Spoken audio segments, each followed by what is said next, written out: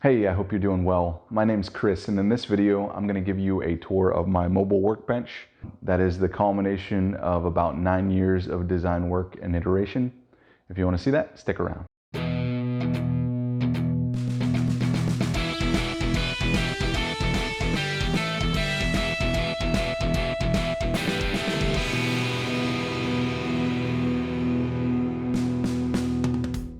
Okay, so as we get into it, this workbench includes power and dust collection that's integrated.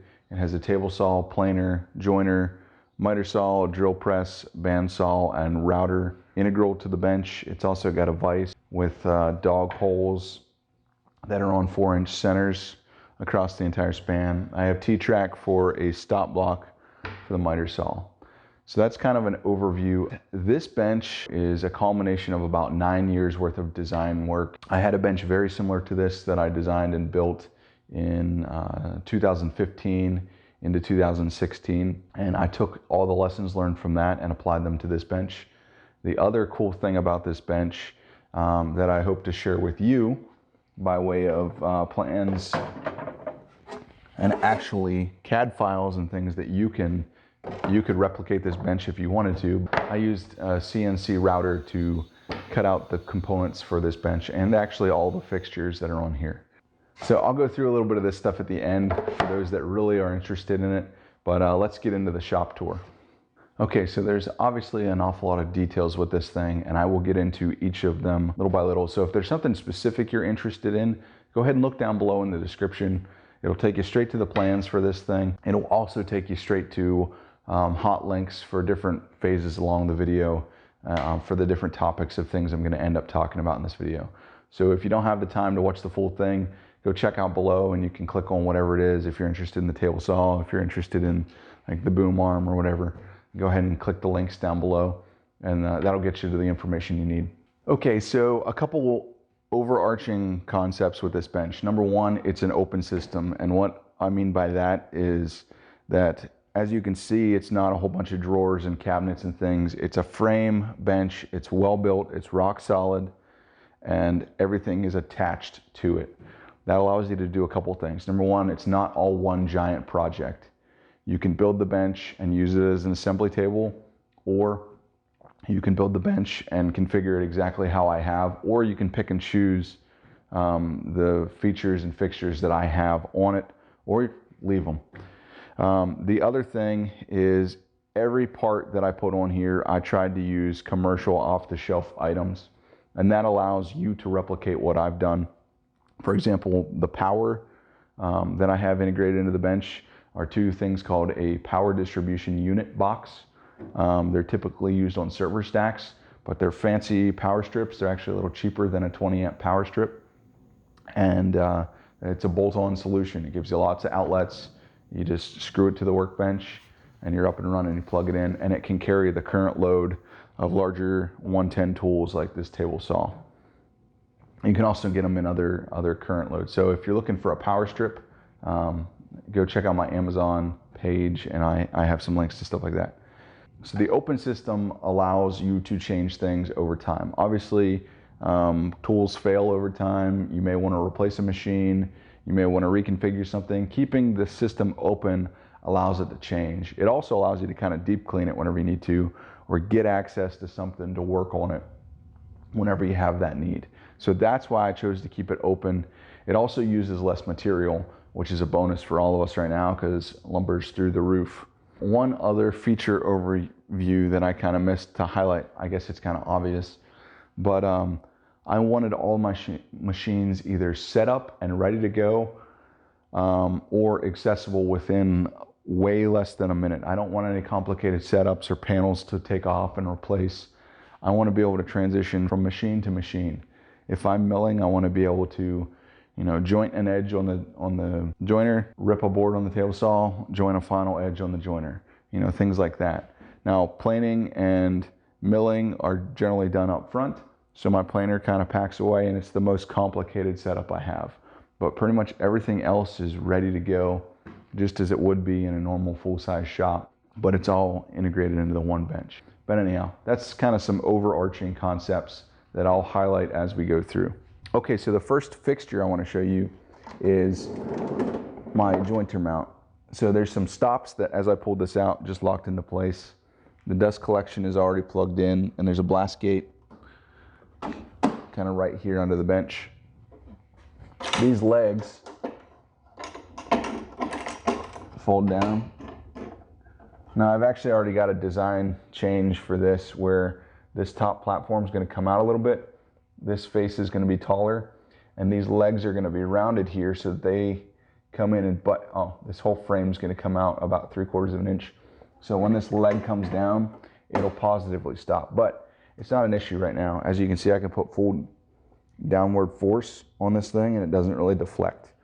So obviously down force and pushing in are two key forces when using a jointer. I have this mounted right about 30 inches. The standard for a jointer bed is between 30 and 33 inches height, and that's because you actually want it below your waist height so you can keep that down force into the bed and into the fence. That bothers some people with older backs, but you can see really straight arm length is the standard height for a jointer. The other thing it allows you to do is bring it in closer to the table saw. I've got a tiny interference here with the vise. I can use the full capacity of the joiner, but if I were to put a larger joiner on here, I may need to make an adjustment here or make the frame so that it comes out a little bit further. But anyhow, other than that, I can run 6-inch material through this joiner at full width, no problem, unlimited on depth, and I can run a full-size panel through here as tall as I need to, not limited by anything but my ceiling. I am looking at putting a Wahuda joiner on here.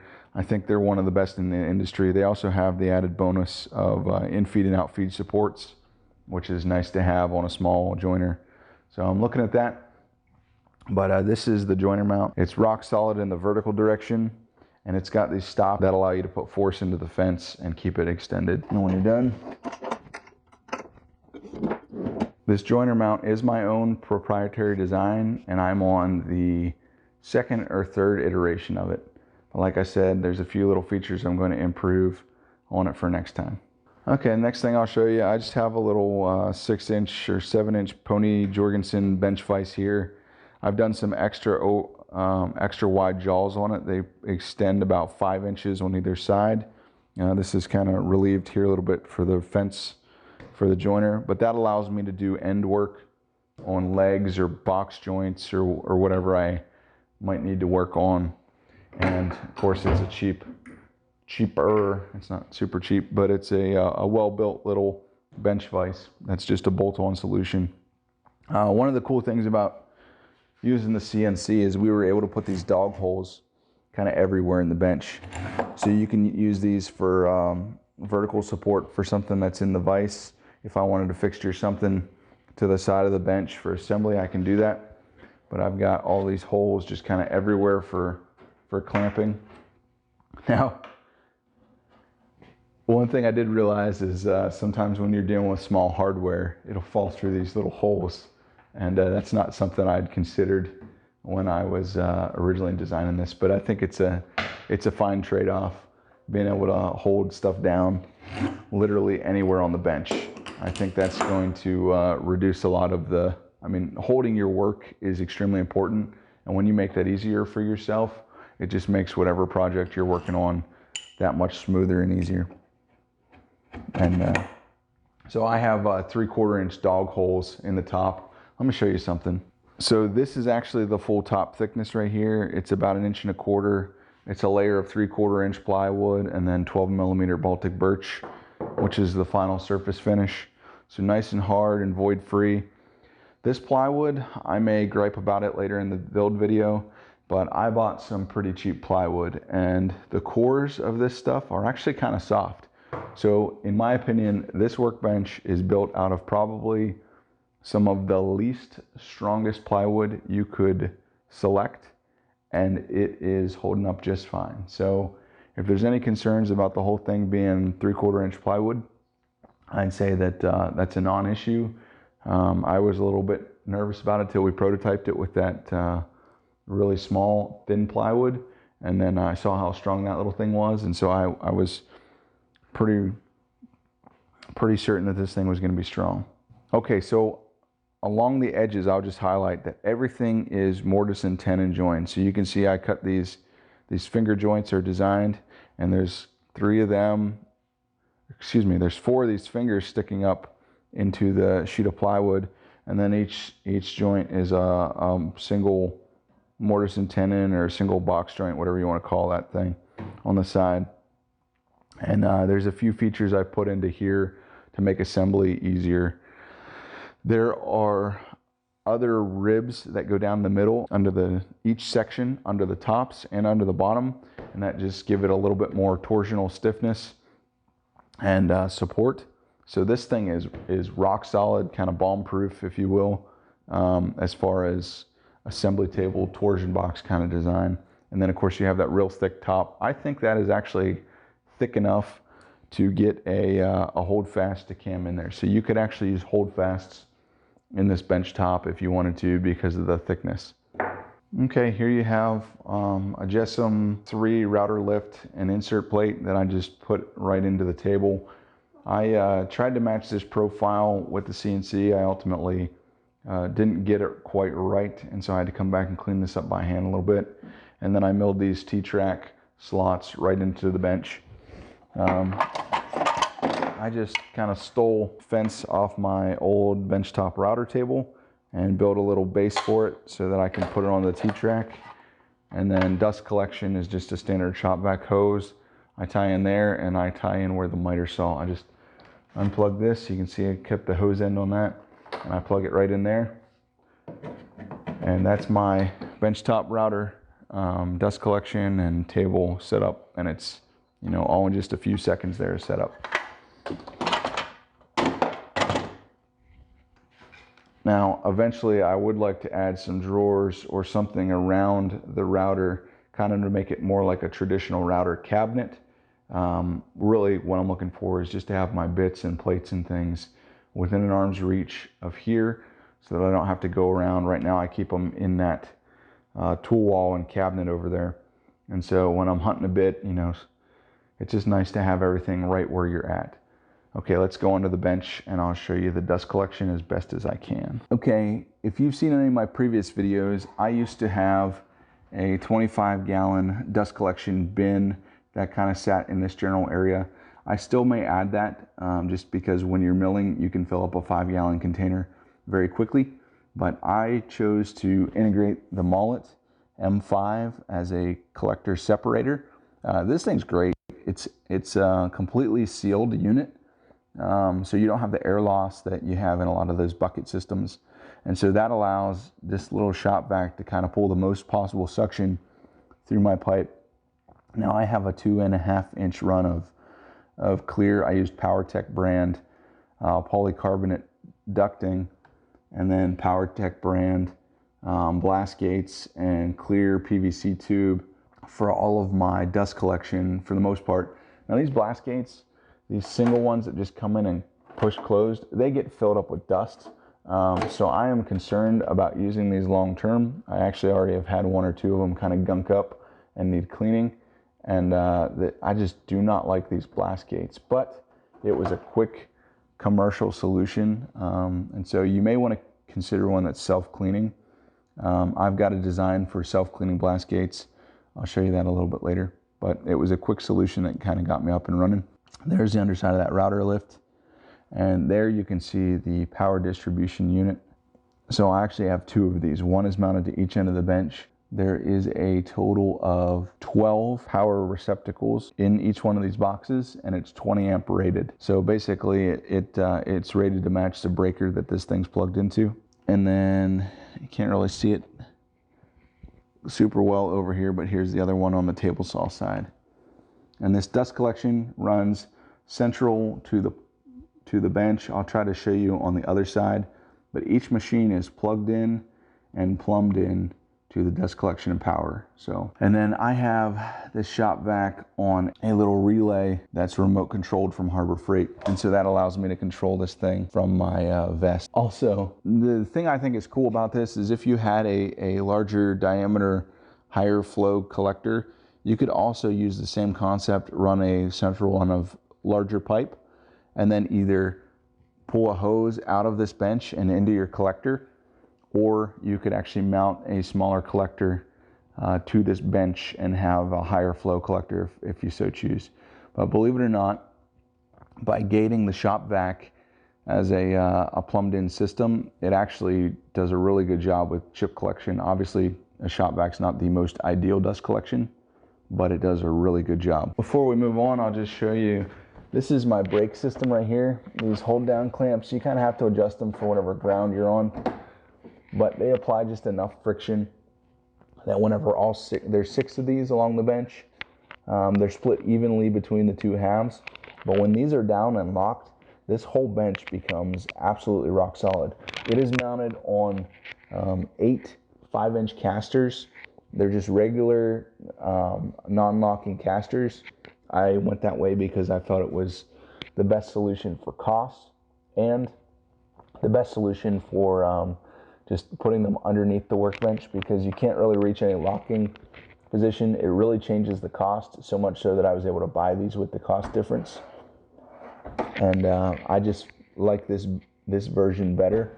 For most times, I can actually just let the inertia of this bench hold it in place because it's got all these machines on it. Okay, this is my bandsaw mount. I chose to use a Raycon 10-3061. I thought that it was one of the better or best small bandsaws in its class. I made this French cleat type mount. I've got plans for it, but it allows me to take it off whenever I need to run something really long and wide through the table saw. Of course, I have 8 feet 6 inches plus of outfeed on the table saw. You can add another, I don't know, whatever that is, 8 or 9 inches from the back of the plate to the blade. So I can run something almost 9 or 10 feet through the table saw without interfering with anything on the back side here. But I just ran some 16-foot material through my saw the other day. I'll show you a picture of that.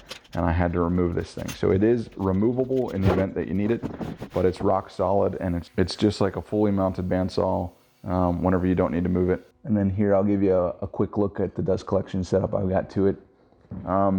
Dividing the airflow on a shop vac is not very good, but it's critical for a bandsaw that you get collection close to the blade.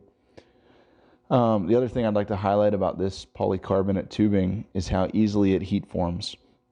I made all kinds of custom fittings. You can't really see this, but there's a bell on this that I formed that goes straight over top of this output for the bandsaw. I heat formed this to kind of bend and be around there. And this thing actually, I know it looks pretty flexible, but it's actually pretty strong stuff. But you can just cut it with a bandsaw or cut it with whatever tool and then heat form it to whatever shape or diameter you need it to be. So this stuff's pretty awesome, and I recommend using it for dust collection. Okay, so the next fixture is actually the same exact box that I put the bandsaw on. I just added a drawer. So it's literally the same exact set of plans for the drill press mount. I just built a drawer and attached it. And then there you can see I'm trying to stay lean with keeping as much of my drill accessories close to the drill press as I'll need them. I do have dust collection right here for getting chips right away or cleaning up afterwards. I can just pop this off and clean up whatever chips I've got after the fact. I want to make an auxiliary table. I typically use some boards. I have a little bit of a table now that I just clamp to this thing, but I don't have it on there currently. But I want to make a different table that's got dust collection in the fence, similar to Woodpecker Tools table, but a DIY kind of plywood version of that. All right, so my bench has a little bit of a secret. Let me take you downstairs here and show it to you. So this is something I missed in a large shop, is the old floor sweep. So I had a leftover wet vacuum attachment for a shop vac. It's got a nice square bottom to it, and I thought it would make a great floor sweep. So when I was plumbing this new dust collection, I just put a vertical run down here to the ground, cut a hole with a hole saw through the bottom of the bench, and attached this floor sweep. It's kind of hard to see here. You can't really see from the angle, but it's actually suspended off the ground by just a little bit, enough so that it has clearance when I'm rolling the bench around. But I can sweep dust right into that guy and get it off the ground when I'm using a broom. Okay, I do a decent amount of cabinet work, so a large table saw is something I was kind of always working around for the last about 7 years or so. So I've purchased this Delta Contractor saw. It's got a nice piece of cast iron. It's got 2 extension wings, and it's got like a 30+ inch rip capacity. It's got almost 24 inches of support. Let me see here. Yeah, 21 inches of support to the left of the blade, which allows you to get pretty much any panel cut you're going to need fully supported. You can see I can cut full sheet goods through this saw. I'll show you a detail on the miter saw in just a little bit, but it'll actually get out of the way for those really obscure cuts where I need to cut a full sheet of plywood through the saw to the right of the blade. The platform is kind of oversized. It's 48 inches wide and I think 30 inches deep. And so I've got this full about 20 inches of space off to the right of the saw here to put drawer storage for blades and accessories and things. So I'm going to try to keep as many table saw jigs and accessories close to the saw itself. You can see I got my dado blades and then my other blades kind of stored right there. But I will improve this a little bit over time. I did come back and add some additional support in this mount, partially due to the type of plywood I was building. I had this mount cantilevered out here. This saw is probably about over 200 pounds. So quite a bit of weight out here extended, plus the weight of any material. I just thought it was best to throw another leg under here. And now it's absolutely rock solid. So I'm really happy I came back and did that. Moving along this side of the bench, I've got my planer mount. It just pulls out and rotates up. I don't have the casters locked, so I kind of moved the whole bench when I did this. So there it gets it up around waist height, which is the perfect height for running material through it. And then whenever you're done, it literally just folds away and goes back into its home there. A few other folks have used the plans for this for things like drum sanders and other mounts, just kind of any machine that you don't really keep out in the open, but it's nice to have it tucked away but close at hand. Like I said, this is right in line with my design goal of not really having to go through a major setup. It's literally, now you do have to have a little bit of strength to lift the planer, but quite a bit of the weight is suspended from these links. So really with momentum, you're not actually lifting the full weight of the planer. It's kind of like a workout machine where it directs the force that you need to put into it, kind of where it needs to go for the movement. Now there is a way I could maybe counterweight this, and I've thought about doing that. I just haven't gone to finalize that design. But for a lot of people, this mount works as is, and so I really haven't put in the time to redesign that. You can see I've got some unused space here that's about 13 inches wide. It runs almost the length of the bench. So if I really wanted to, I could put some drawers or something in here for hardware or hand tools or whatever. Okay, so here's my miter saw station. You can see I went with the Delta Cruiser. That's because of this absurd crosscut capacity. I think it's something like you can remove the fence. You can remove the top half of the fence and crosscut something like 17 inches wide or 16 inches wide, I forget. Looks about 16. But I'm working on improving the dust collection to this. I've got a design concept that works for most saws. Go hit up Travis of Shop Nation and tell him he needs to collaborate with me, because I do have a final solution for this.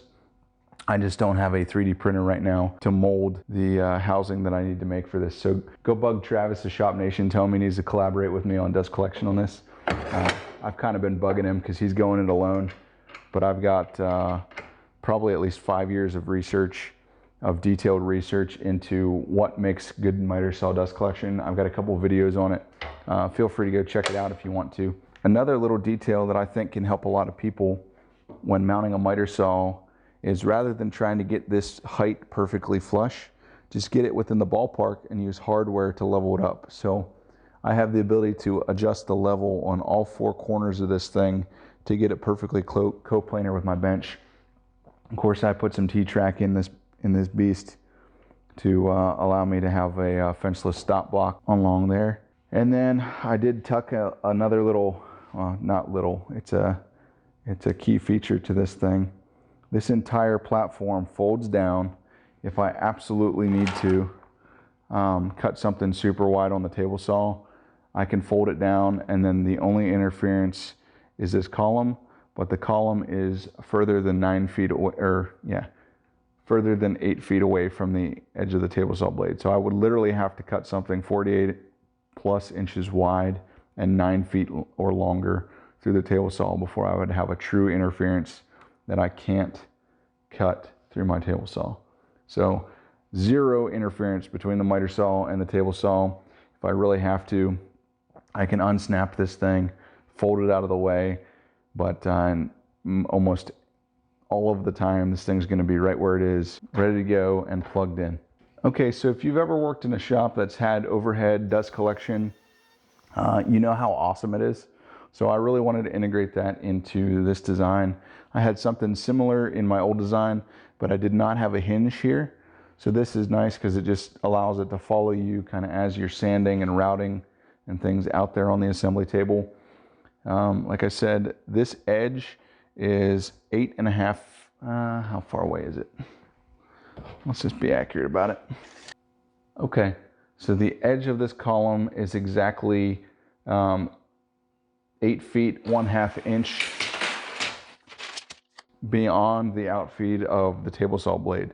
So I could bring a full sheet of plywood through this thing, and that edge would sit right there once it clears the blade. And so no issue. I had a little bit of fun with the design on this since it was CAD and we were doing CNC cut. And the plywood I used is actually not the strongest. So you can see it's got some flex. This is a big old mortise and tenon joint right here that goes all the way down through the bench. And this actually can come out and unbolt if I need to. I use these holes to just kind of make it look cooler and to give me a space to zip tie this column of dust collection to it. I also kind of just slimmed up the profile of this, and it gave me a surface to mount with zip ties. I came back and glued on this Baltic Birch side frame to give it a little bit more stiffness. And it's plenty stiff in this direction, which is really the direction that matters because it's cantilevered that way.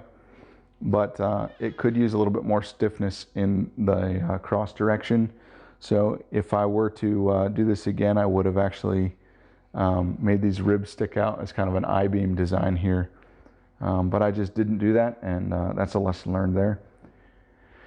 If I change this design up before I draw plans for it, I'll make sure to include those features. But I just have power that comes up from the PDU in the form of an extension cord there. This is one of my DIY blast gates, but it's a fully self-cleaning, which is pretty critical because the sanding dust and those really fine dust flakes are what will clog up those blast gates. So this thing shears completely across the gate joint every time, and just any dust that's in there either falls into the collector or out here into the open following the blast gate. So underneath this side of the bench is completely open. You can see I have my scroll saw under there. Here you can see those toggle latches that hold this thing up. If I release them, you can see that platform starts to drop down. So it's actually held up here with these toggle latches. And then there's a piano hinge on the back there. And you can see the whole thing's just kind of floating here. But these, there's nothing wrong with that. These are the actual ground supports for the saw. So it's designed to sit on these four corners, and everything else is up off the ground. So it's actually not bad for the saw to sit like this, even though it kind of looks funky just kind of floating out there. I may in the future make a permanent drawer type fixture for the scroll saw, but I don't do a ton of scrolling. It's really nice to have when you need it. It's one that pretty much I get out when I need it and I put it up on the bench, or I'll put it somewhere else because I'm using it with the kids or whatever. You can see these little toggle latches. I kind of use them throughout, but they add a whole lot of strength to like this French cleat mount, where if you have it cantilevered like that, you know, it would deflect a little bit, but with that latch holding it there and holding over 100 pounds of force right there, it doesn't deflect really at all. And so that's a nice to have, and then it just unlatches whenever it's time to move it. But there's really no reason to move this drill press ever. Okay, so in this section, I wanted to show you a little bit about how the bench is designed. First of all, the plywood I used it's got a birch veneer, but other than that, this thing is super ultralight plywood. I was kind of joking with my friend that it's almost like it's balsa wood core. So that is the primary thing that this thing is made out of. It does have a little bit more flex than other plywood, and it's very light. But structurally, the bench seems completely sound. I've got no issues. It assembled just fine. I've got this final Baltic birch top on it. So this is one of our test cuts where we just grabbed 2 of the pieces of frame, lopped it off digitally, and then ran that through the CNC router. And then this is the bottom of a leg. And you can see we were working on the tolerancing for the fit. All these are Dogbone joints. So it goes down, gets a nice solid face joint there on the tenon. Each one of these little fingers sticks up through, and it has a glue joint on 3 surfaces there, and then underneath it. So this thing's a rock solid glue joint. I mean, there's glue on like every surface of this thing. And so that just really gives it a lot of racking stiffness. This was a leg that got jacked up in our machining. I can't even remember what happened to it. All the corners are like rounded on this thing, so I don't know what we did wrong, and it's really fuzzy. So I think we were trying like an insanely fast feed rate or something. I don't know, there was something off with the vector file. So speaking of that, I do have a fully produced CNC ready vector file of this. And I also have a CNC ready SketchUp file if you want to just manipulate the design of the workbench at all. Now I'm selling this with what I'm calling a limited use license for personal use. So I don't want to really just sell this to somebody and have them mass produce these things. Obviously I put literally 9 years of my life into designing this thing. So if it's something you want to do for personal use, on my Etsy page, I've got the CNC file. And if you are someone that's interested in producing this commercially or with a limited production run or something, call me up. Really, I just want to, protect my, protect my design work, my intellectual property, if you will. But I am open to finding ways to collaborate with people that want to produce these and help other people maximize their shop space. That is truly what I'm all about. And that's why I have this YouTube channel, is to help others. Otherwise, I would just build this workbench and never share it with anybody. But obviously, I think there's value in it, and I want to share that with you. So this is what it looks like. It's a model of the bench. It's not entirely accurate. As a matter of fact, we learned a few things from, of course, I made a 3D model of this. I actually drew it in Google SketchUp. I'm working on transferring that over to Fusion 360. That's a work in progress that'll happen at some point. This is the 2D vector file laser cut output of that. And so actually when we imported the parts from 3D to 2D, some of those parts imported upside down, like the miter saw end of the bench. So anyhow, what that translated into is a few errors that are in this model, but nonetheless, pretty cool little scale model. The guy that helped me, that has the big router that we used, also has a laser cutting cabinet. And so it was his idea to do this scale model, and he did this kind of all on his own. Like I said, there's some errors in it. Technically, these 2 side frames are for mounting the 2 French cleats on that end, but you can see that this is backwards. The miter saw cutout's over here. So this top is actually upside down like that. So just kind of ignore that and look at everything else. And that's about it. But this is all super thin plywood. But you can see how strong just this little guy is. And it's, like I said, super thin plywood. There you can see the ribs that are underneath it. So it's got these torsional stiffness ribs underneath both the top and the bottom frames. So it gives a little bit extra stiffness. Transfers the force directly, from the top through the column directly into this sheet. This sheet is where the casters are mounted, so everything transfers that force straight to the ground. So there's none of these joints that are going to be stressed from supporting the weight of all these machines. I mean, everything's going to be under stress, but it puts that force straight into the ground with the casters. So I have a CNC ready version of this. I'm slowly working on better versions that are CNC cut ready of all of the fixtures. So I do have another version of this bench, and there's a complete plans bundle for it if you want to go check that out. I also have the CNC file for this bench, the vector file that's ready to go. You just have to validate the tool paths, change your material thicknesses and stuff like that for your actual material you buy. But that's like a CNC ready to go thing. You could buy plywood, call up somebody with a large CNC and get that thing cut out, in a weekend. This is how thick the top is. So it's about 1.25 inches thick. So plenty thick for hold fast and things. So that's a little bit about the background for this thing. All right, so I hope you enjoyed this shop tour. I know I jaw-jacked a lot, but if you've got specific questions about anything that I didn't hit, let me know in the comments and I'll try to get to them. Shoot me an email. I encourage you to go on Etsy, check out the plans for this bench or for the version prior to this that didn't use a CNC. I have a complete set of plans where literally you could replicate this bench for yourself if that's something you're interested in. Hey, so I hope you enjoyed the video. If you're new here, I'm going to throw a subscribe button right above me. Feel free to click it if this is something you're interested in. I'll have lots more videos like it. I'm going to put a couple videos over here to my right that I think you'll enjoy. Feel free to check them out. If you found some value in this video, hit the thumbs up button. It helps this video do a little bit better. So do your comments. I'd love to hear what your thoughts are on this video or your tips that go along with it. Thanks again for watching all the way to the end of the video, and I'll see you in the next one.